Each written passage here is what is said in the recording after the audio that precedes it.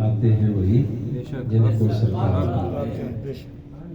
تو سنگیو آج کے اس افراتفری اور نفسا نفسی کے دور میں اگر ہم ایک اچھے وقت کے لیے ایک اچھی بات کے لیے اور اللہ کے محبوب کی مدح سرائی کے لیے اگر ہم یہ محفل سجا لیتے ہیں تو یہ ہماری خوش بختی ہے کہ وہ ہمیں یہ موقع دیتے ہیں کہ ہم ان کی مدح سرائی کر سکیں، ورنہ سارا دن سارا مہینہ سارا سال پورا وقت بندہ انسان دنیا داری میں گزارتا ہے، جس کے بعد بھی دیکھو ہمارے بھائی ہیں کہ انہیں جب درخواست کی تو یہ سارے کام چھوڑ کر چاہے جتنی مشکل سے پہنچے محفل میں آئے۔ اسی طرح باقی سنگی برخوردار محسن اس کا جو ٹائم ہوتا ہے آن لائن ایجوکیشن کا جو اپنا لیکچر دیتے ہیں اس کے باوجود ٹائم نکال کے آئے۔ باقی سنگی ہمارے روغہ صاحب نے آج رحیمیات پر جانا تھا تو میں نے درخواست کی، کہا جی میں رحیمیات میں کل چلا جاؤں گا، آج بھی محفل ضرور اٹینڈ کروں۔ اسی طرح وارث بھائی ورک شاپ چھوڑ کر، جاوید صاحب کاروبار چھوڑ کر، راؤ صاحب کی تو کیا بات ہے، ان کی تو محبت ہی ہمارے ساتھ اور ہے۔ یہ محبت ہمارے ساتھ نہیں ہے، ان کی یہ عقیدت ہے، یہ ان کی عاجزی ہے، ان کی یہ انکساری ہے اللہ اور اس کے رسول کے لیے، جس کے لیے جب ان کو بلایا جاتا ہے اور بلا تفریح بلا سوچ بس کہتے ہیں ٹھیک ہے جی پہنچوں گا، سوائے اس کے کوئی دنیا داری کی ایسا عذر مانے نہ آ جائے جس میں مجبوری ہو جائے، ورنہ راؤ صاحب پہنچ۔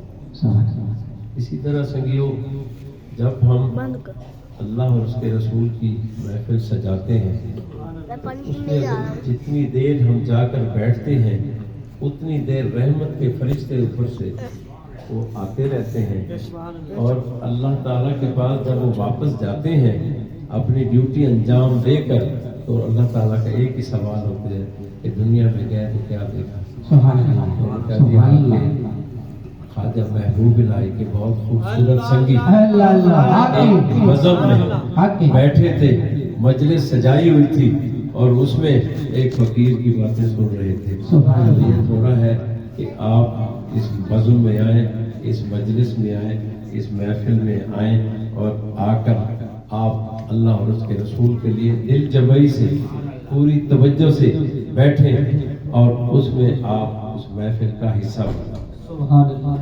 آپ سرکار کے بی بی حلیمہ کا ذکر ہو رہا تھا تو آپ کی پیدائش سے کچھ عرصہ پہلے کچھ کفار مکہ نے آ کر یہ شکایت کی حضرت عبدالمطلب سے کہ آپ کی بہو جو کہ بیوہ ہے جب بازار سے گزرتی ہے، جب گلیوں سے گزرتی ہے تو خوشبوئیں لگا کر جاتی ہے۔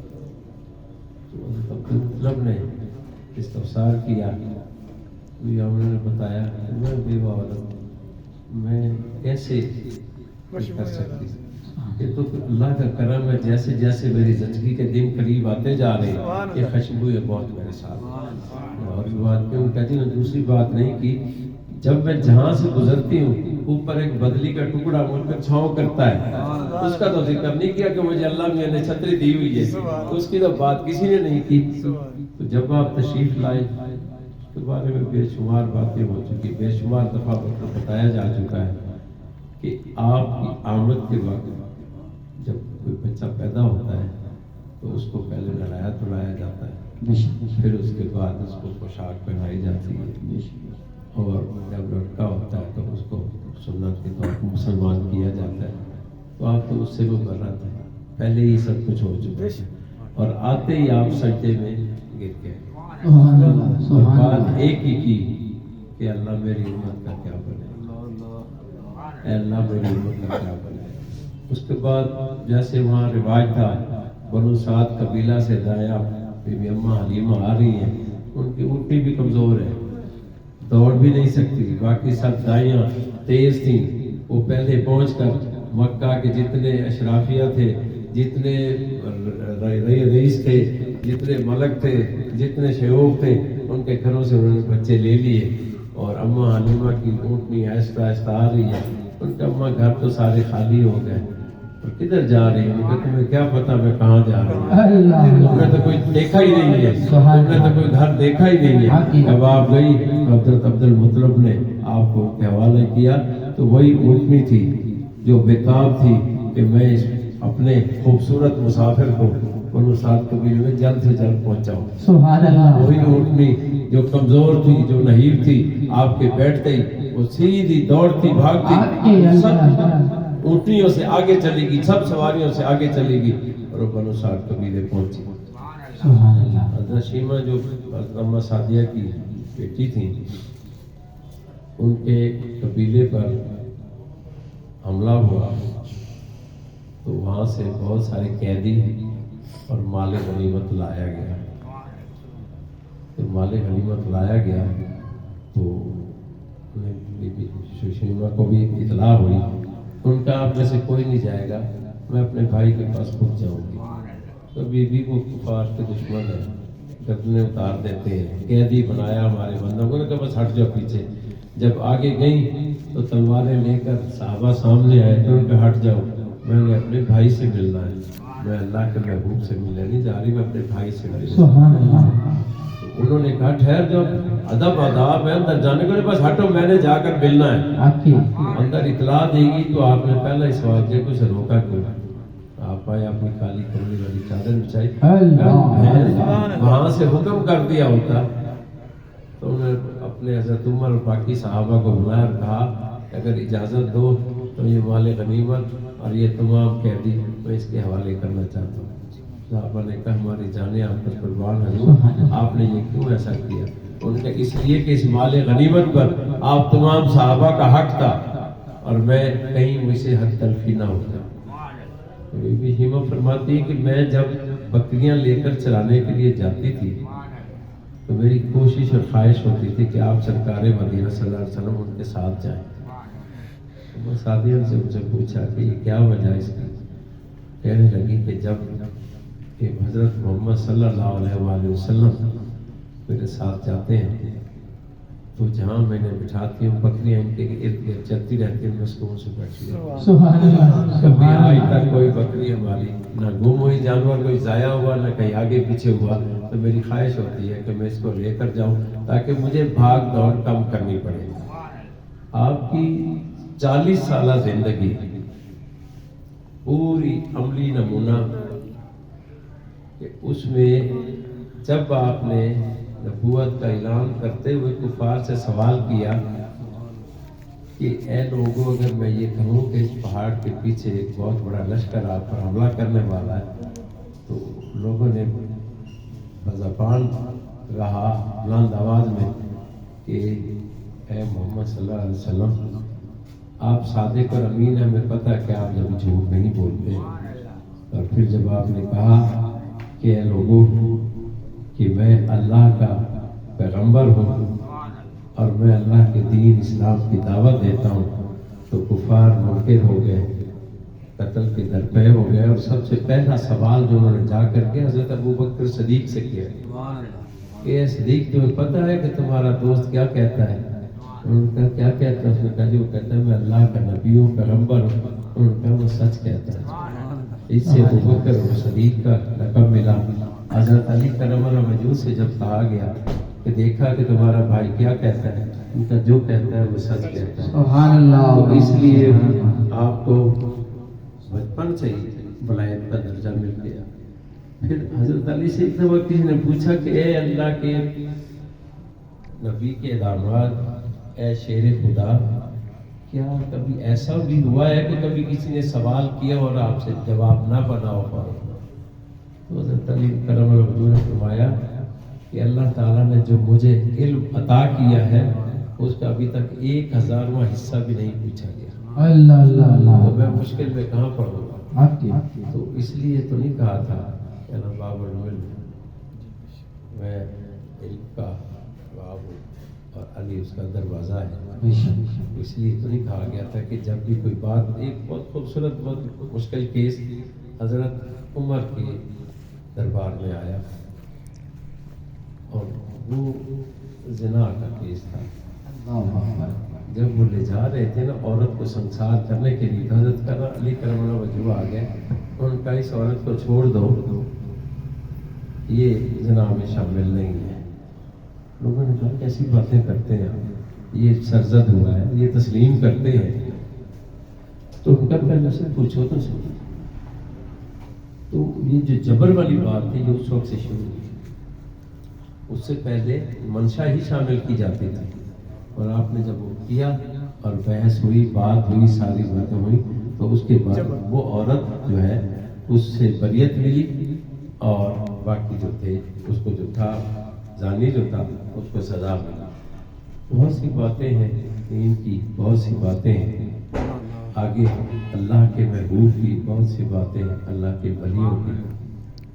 تو خواجہ محبوب الہی سرکار اللہ تعالیٰ ہم تمام سنگیوں کی زندگی انہیں عطا کر دے، ان کا سایہ ہم پر قائم رکھے۔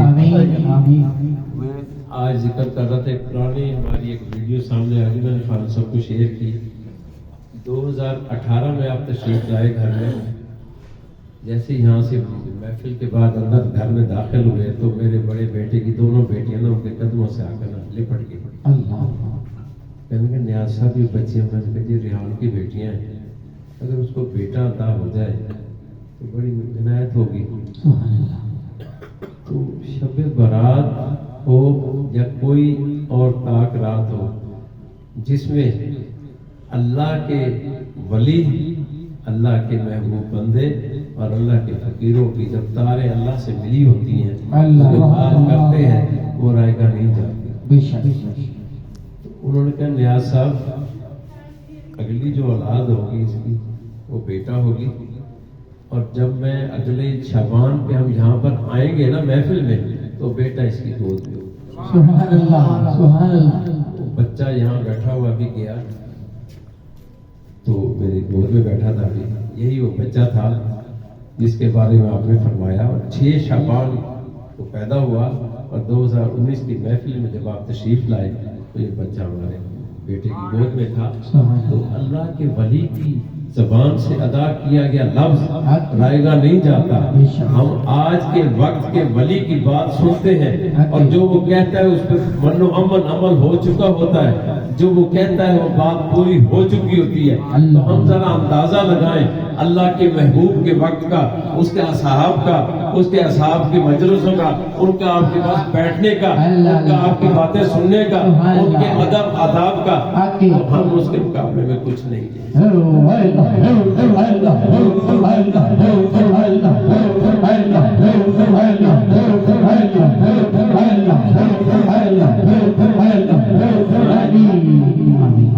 ہم ان کے مقابلے میں کچھ نہیں ہیں۔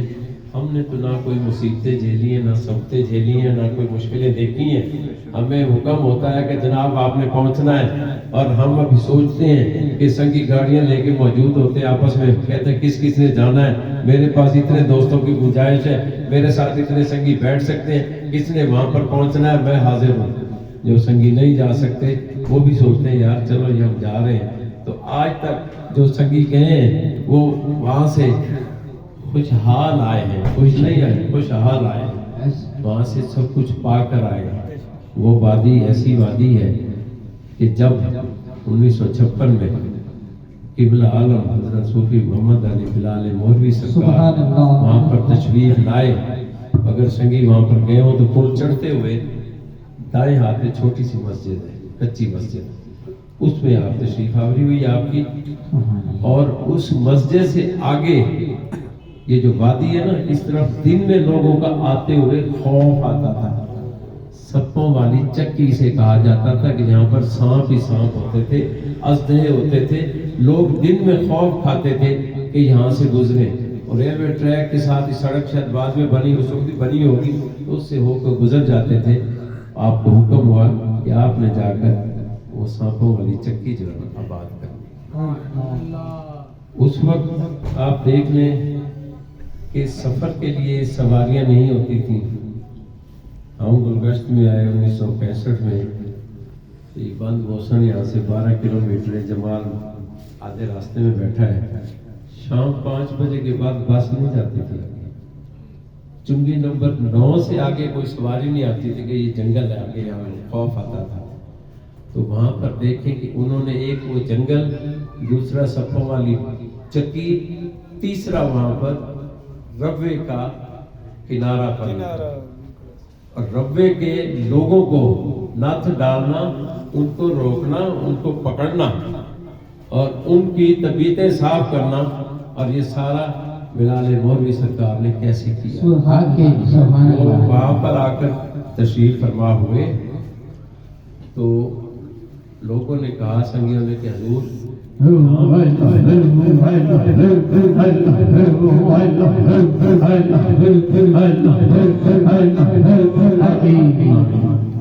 यहाँ पर दिन में आते हुए घबराते हैं, तो आप तो रात को भी यहाँ रहते हैं। बाबा जी मंजूर थे, बड़ी शुक्ली आवाज़ें बातें करते थे, आपने शायद नहीं देखा, लेकिन एक वीडियो शायद आपके पास कोई हो। तो वो की आदत थी कि संगी जब इकट्ठे होते थे ना, हुजूर जब महफिल करके आते थे ना, पहले इस तरफ पीछे कमरे में बैठते थे। तो उन्होंने कहा, हाँ जी बाबा जी सुनाओ क्या हाल है, और छो जी इस गल में पहले 11वीं कटो मेरी। तो उन्होंने 111 रुपये उनकी झोली में डालने और उसके बाद उन्हें आगे होना। वो फरमाते हैं कि हमने कहा सरकार कि कितने लिया के बहा दिता सानू, तुसां इत्थे संगी आंदे कोई नहीं, असीं तुसीं होने ते सब को देने। तो जी कोई ये हो जावे कि सब जगह सप्पा तो पाक हो जावे। कहते हज़रत सूफी मोहम्मद अली बिलाल मौलवी सरकार, बाबा जी सरकार ने, किबला आलम ने इशारा फरमाया, तमाम सांप दरिया बुर्द हो गए, और लोगों ने अपनी आंखों से देखा कि वो सांप दरिया की तरफ जा रहे हैं। एक अज़दा दरबार पे अब भी मौजूद है, और हमारे प्रोफेसर पीर प्रोफेसर नदीम साहब भावलपुर वाले वो इस बात के गवाह है। वो एक दफ़ा उन्होंने देखा एक टाली का तना पड़ा हुआ शीशम का, तो उन्होंने चलो उस पर बैठ गए। जैसे बंदे की आदत होती, जहाँ बैठा छेड़खानी की, उन्होंने उसकी छेड़खानी की। थोड़ी देर बाद वो हंसदा हिला, उन्होंने देखा है तो टाली, फिर बैठ गए। फिर दूसरी दफ़ा उनको शरारत सूझी, उन्होंने ऐसे ऐसे किया, वो ज्यादा हिला, खौफ से उठे खड़े हुए, फिर देखा फिर तना है, फिर उसके बाद बैठ गए। जब बैठे तीसरी दफा फिर उनको हो गया, जब असदा ने देखा कि ये बाज नहीं आता, उसने भी पूरी हरकत की, खौफ से भागे। तो ब्रिगेडियर साहब गुराया साहब के पास गए, तो गुराया साहब ये इधर तो असदा है, नहीं ये तना है, अब ये तुम बैठो तो हिलता है। तो गुराया साहब ने कहा ये असदा है, और ये दरबार पे हम सब संगियों की हिफाजत के लिए मौजूद है, आपने जरूर इसके साथ छेड़खानी की होगी। तो गुराया साहब वो है, जब वो मेडिकल कॉलेज के स्टूडेंट थे, नेशनल मेडिकल कॉलेज में उनका दाखिला हुआ, और यहाँ से वो चनाब उस वक्त जाती थी वाया सरगोदा फैसलाबाद, उस पर जाते थे। 73 में संगी जो बड़े हमको याद होगा कि बहुत बड़ा सैलाब आया था मुल्तान में, और उस वक्त ये था कि बंद मौसम पे 1 फुट जगह रह गई थी, 11 लाख क्यूसेक पानी गुजर रहा था, 12 लाख की गुंजाइश थी। अगर वो 1 फुट ऊपर आता तो 1 लाख क्यूसेक पानी बनता था, तो फिर आपका मुल्तान शहर जो दरिया का बंद है ना, दरिया का गेट है, और जो गुंबद अपना शाहरुख दिनारा में, ये दोनों एक लेवल पे हैं। अगर वो आ जाता तो फिर कुछ नहीं बचना था, लेकिन अल्लाह की कुदरत है। आप देखें तो 1 फुट पानी ऊपर नहीं आया, और उसका मौका था। तो हम लोग तो जैसे मैंने कहा कि हम कहते मौसम यार आपकी गाड़ी अच्छी है, हमने इस पर बैठ के बड़े आराम से जाना, कहता ठीक है जी मैं निकाल लेता हूँ गाड़ी। खान साहब को कहते हैं जी आपकी गाड़ी में जाना है, मैं जब तक हिम्मत नहीं चलाता था मैं भी कहता था ठीक है जी चले। तो हम बड़े स्कूल से जाते थे। उस वक्त गुराया साहब चनाब पे बड़ी मुश्किल से सरगोदा के रास्ते वहां पहुंचे, और वो उस वक्त पानी इतना था कि वो जो आपने जो लाइन देखी है वो सड़क से कितनी ऊंची है, उसको क्रॉस कर रहा था। जो पाँव लटका के कहते हैं मैं बैठा था, तो उसमें पानी मेरे पाँव को छू रहा था। पहुंचे मेहरबानी। तो कहने लगे जब मैं वहां पर गाड़ी में थक गया, तो मैं पायदान पे पाँव रख के बैठा, तो मेरा परस जो है पानी में गिर गया, और ये नहीं कि नजर नहीं आया, सामने उनके गिरा। और साहब बड़ी खूबसूरत बात सुनने वाली कि परस पानी में गिर गया, ان کا چلو سائیوں کے پاس جائیں گے، واپسی کا کرایہ پیر سے مانگیں گے، دے دیں گے. سائی ویسے بھی بڑے